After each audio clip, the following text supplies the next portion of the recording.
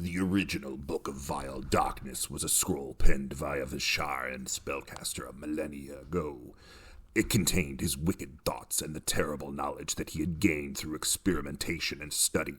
In just a few thousand words, he recorded malevolent ideas and concepts so vile that to this day they have never occurred to another, not even the foulest soul. Hello, everybody, and welcome back to another Pickled Dragon Unscripted with the always talented Dracoya of Scale 75 USA and Avant Art. And I am pleased to say that the bullet is back. This is Christmas a bullet I took for Christmas. But what is Dracoya drinking?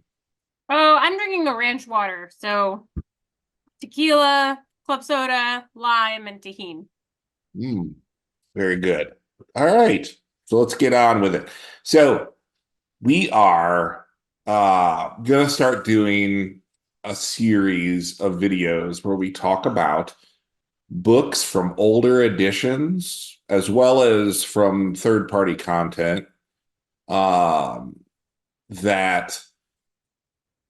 will bolster or help that will help your campaign and give you ideas. And if you guys want to pick it up and just run a whole campaign based off of one, great. If you just want little snippets and ideas, then let us help. So last time we spoke about how to run an evil campaign. So this time we want to get into a bit more details on that. We've got a series of books that we want to start out with. And today we're going to start with the Book of Vile Darkness. Classic. It is one that, you know what I love? Like, just from the very start, it had like the sticker on the cover that says parental discretion or whatever it said. Yeah. It does deal with quite a few pretty touchy subjects as they delve deep into the heart of evil. And that's what I was going to say. Yeah, how to make your villains more evil, more creatively evil, more diabolical. The lore, there's so much these old books have to offer to your current 5e campaigns. And we're about to get into that. So let's give you an overview real quick. Yes. Go ahead. So that was the overview. Oh, yeah, well, there is we're not going to give you too many direct specifics of the book because somebody might want to read it and really enjoy it for themselves. We're going to kind of give you the highlights, some of the highlights that we love from the books that we have chosen for this series, and maybe 5 or 6 between the two of us ideas that the books bring out that we think can contribute to your game. So the first thing I wanted to talk about was the evil acts. So for people who are like me, where they're not like Matt, Matt can come up with the most amazing little plot points like on the fly. I've seen him do it. It's a talent, I'm telling you. But I'm not good at that. My talents lie elsewhere.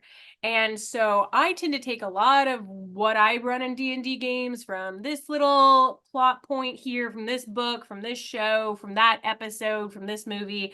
And this gives me so many good ideas about how I can create something evil.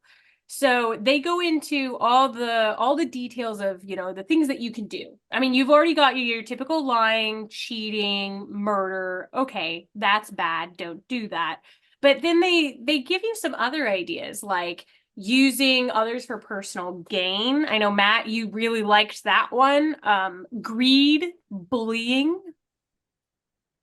Yeah, like the idea of being that ultimate narcissist who manipulates others for their own amusement, for just to see someone squirm, or maybe to get revenge on somebody else that they don't want to dirty their hands, so they're gonna trick somebody else into stealing or murdering. All of those things are evil in and of themselves. And it's interesting because like with the getting others to do your evil deeds for you is like the hallmark of hags for example. But so many times monsters in D&D are used as, well, today we'll be fighting orcs, tomorrow hags, and like they all have their own different unique talents and ways of doing things. And yes, eventually in some circumstance where a party is going to investigate a string of murders, and hopefully they have the wherewithal to look past shallow clues and realize that there are greater forces at work manipulating things, like hags. So there's also tempting others. That's a really good one. So part of manipulating others is also tempting them, putting them into temptation, which brings us on to our second topic, which are the drugs and poisons in this book. They go into such depth here. So if you've never included drugs into your campaign, they have a whole list of things that you can include in your campaign. But not just that, they have side effects for poisons and potions, which I didn't think about that. When someone sells me a healing potion in the game, I just assume it's a healing potion, but now I can really screw with my players and sell them a bad healing potion, something that's expired or something that is not mislabeled entirely or laced with something that shouldn't be there. Yeah, like think about like lacing a healing potion with a particular drug that also boosts their strength and they feel wonderful. And then the player took it shocked later to realize, man, I got the shakes, and I'm having struggles with I need to get some more of that fancy healing potion. Yeah, exactly. And this book is so great because not only do they list all these different like drugs and poisons, but they list the initial effect. And so it can give you like a +2 to wisdom, +2 to charisma. But then you've got your secondary effect. So it can be you take a strength damage. It gives you +2 to wisdom on the initial, but it takes -2 from your dex, things like that. And then you've got side effects of that. So side effects are going to be different than your initial and secondary effects. And then they've even got a table of overdosing, and that is possible. It is possible to take something that is not good for your character and it really hurts them, or they get addicted to it. Yeah, and when we started this video, we mentioned some of these were unsavory topics, so to speak. And so the book also delves into addiction. So the more you use a drug, the harder it is to break the habit. The longer the addiction goes on, the harder it is to break the habit. And when you do try to break the habit, there's all kinds of consequences for that, that are pretty significant if you follow the letter of the book. It's something that it's kind of a difficult subject. There are people that actually struggle with drug addiction, and so if you want to add an incredibly gritty, dark element to your game, introduce drugs. And if one of your players thinks, well, if I min-max this, I'll be able to add a little strength by taking this drug. You don't have to share the addiction tables. You don't have to. You could tell them there's rumors or you've heard tales of this drug being addictive. You don't have to tell them how the addiction works. And so a lot of players will jump in feet first before they even think of, before they even like consider what the consequences for those actions are going to be. And for those of you that maybe don't want to incorporate drugs into your games, that's totally okay. But if you like the concept of, fooling your characters or different side effects, you can take these ideas and turn them into something else that's more orientated towards potions or poisons. Yeah, there's all kinds of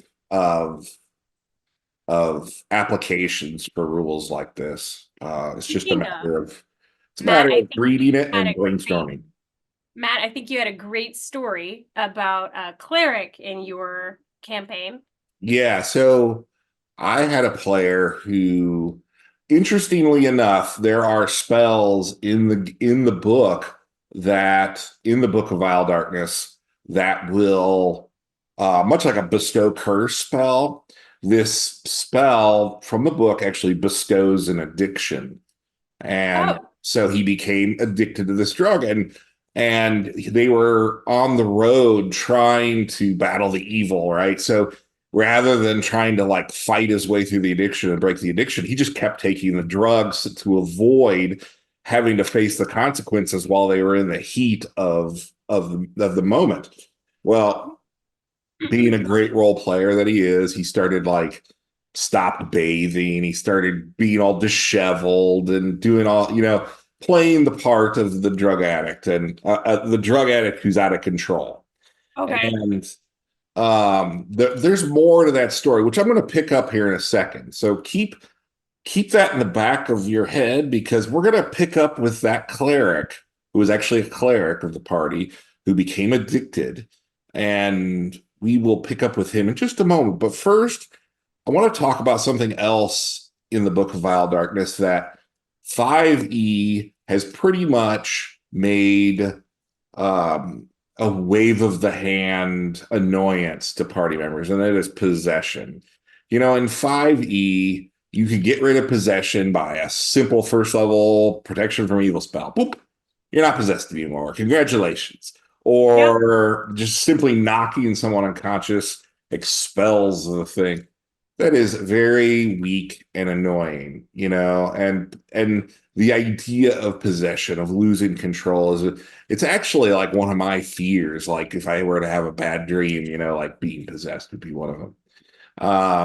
Now the Book of Vile Darkness gives a wide array of abilities to demons in particular who want to possess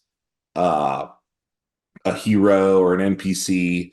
They have certain abilities to hide, like spiritually hide from like detect magics and so forth. And yanking a demon from a possessed individual is much harder based on the rules. And I think that when I read them, the rules should be easily adapted to 5e. So that is an interesting, like if you wanted to do like the Exorcist storyline, that would be a very interesting application.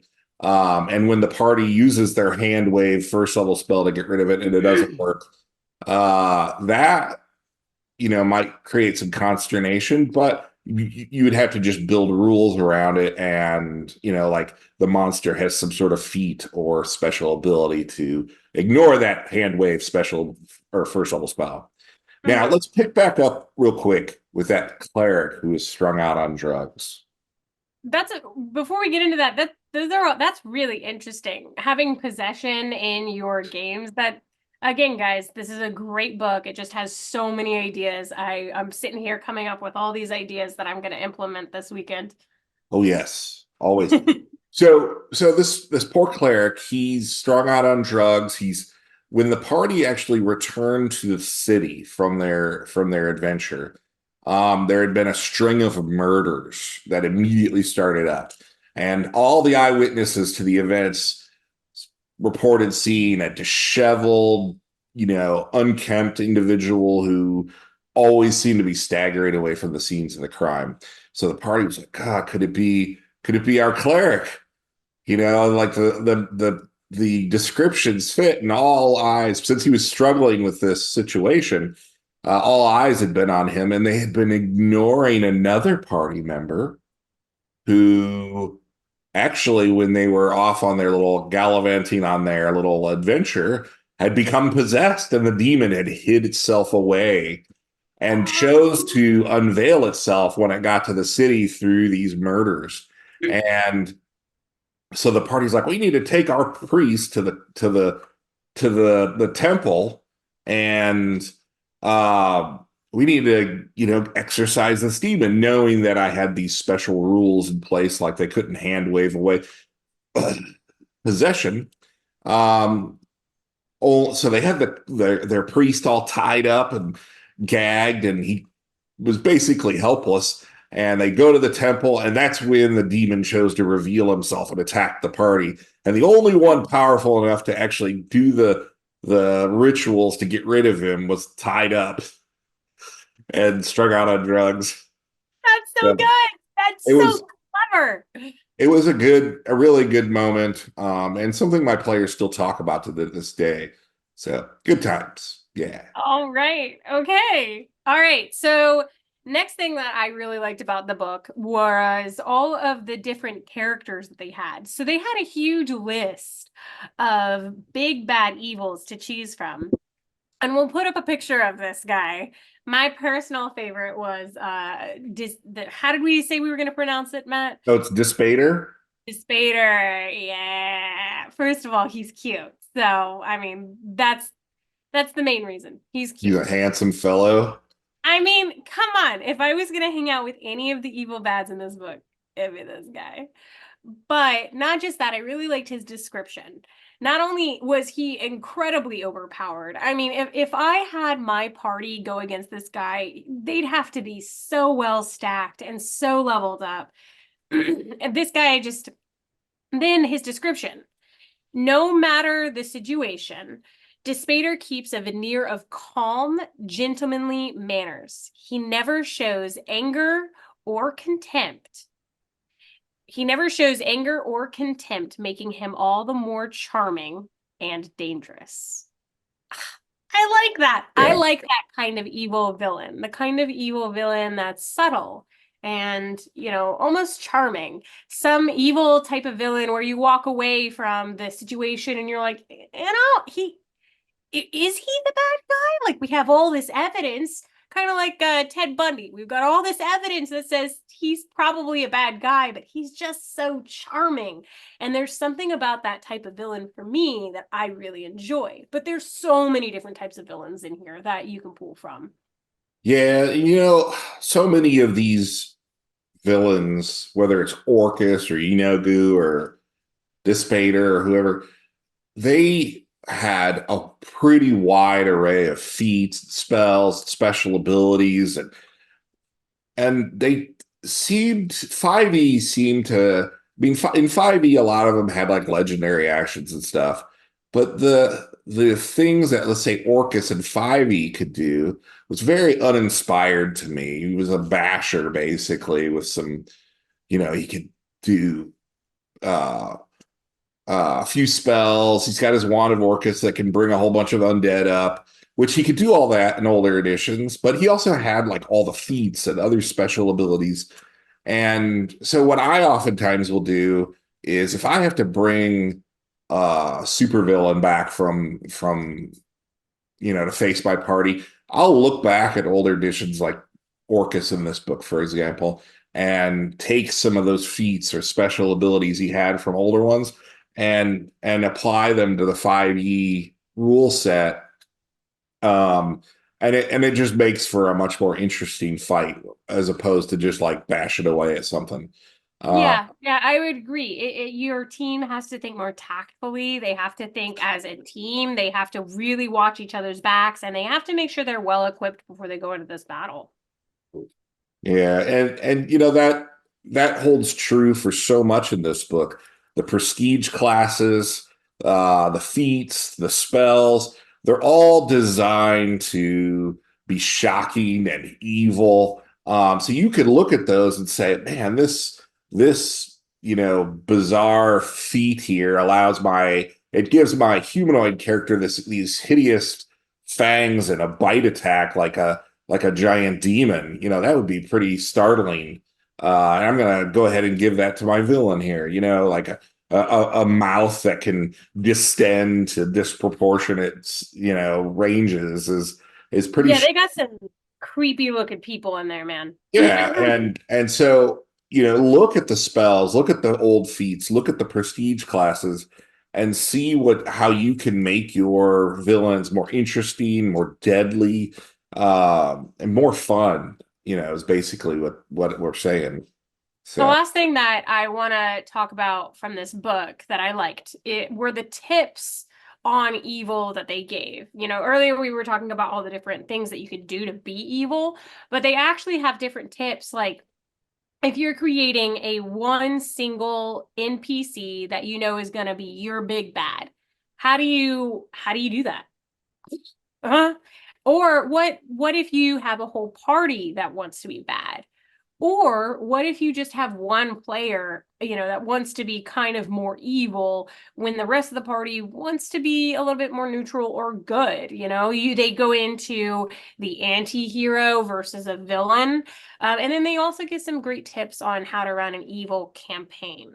So 10 for 10 would get this book. This has everything that I would want when I'm running an evil campaign. But even when I'm not running an evil campaign, you can bet I'm going to be using Matt's suggestion of bringing in a possession into my games. That has to happen. Classic Exorcist is happening next week into my people, guys.